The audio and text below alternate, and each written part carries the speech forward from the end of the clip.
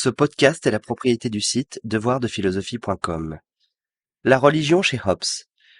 Thomas Hobbes, échaudé par les guerres de religion en France et les guerres civiles en Angleterre, appelle la séparation des pouvoirs de ses vœux.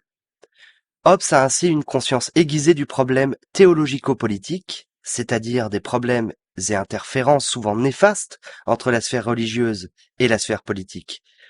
Il consacra pratiquement la moitié de son œuvre politique à la question religieuse. L'État est le seul garant légitime, selon lui, du droit et de la paix. Nous l'avons compris, Hobbes n'a pas une très haute opinion de la religion. Il refusera d'ailleurs d'être converti au catholicisme, non par fidélité au protestantisme, mais pour ses convictions anticléricales de la supériorité de l'État sur l'Église.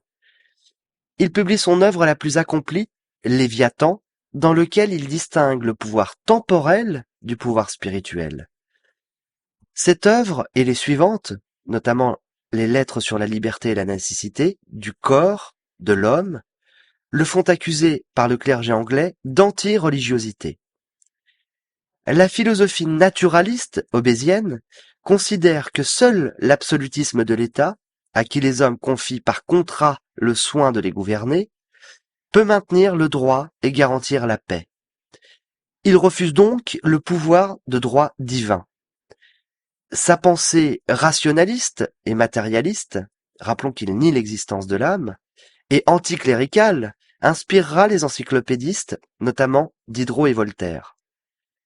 Mais son matérialisme trouve sa limite lorsqu'il concède que l'homme, ne pouvant connaître Dieu par la raison, doit le trouver par la foi. Si les ecclésiastes ont un pouvoir, c'est celui d'enseigner, mais en aucun cas ils ne devraient se permettre d'imposer des règles aux individus. Le problème vient du catholicisme, car il crée une dualité entre lui et le pouvoir souverain civil. Il s'agit, selon le Britannique, de subordonner le premier au dernier, en vue de rétablir l'unité et la cohérence du pouvoir, propice à une paix et un droit civil fort. C'est alors le souverain qui, suprêmement, décide des questions religieuses, ainsi qu'il l'écrit.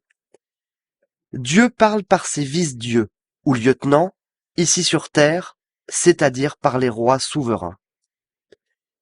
Étant institué par la volonté de tous et devant faire respecter les lois divines de la nature, aucune interférence ou opposition avec la religion n'est établie, bien au contraire. Les œuvres, du citoyen notamment, et Léviathan aussi, de Hobbes furent condamnées par l'université d'Oxford et brûlées sur un bûcher à titre posthume. Citons pour finir un passage du Léviathan.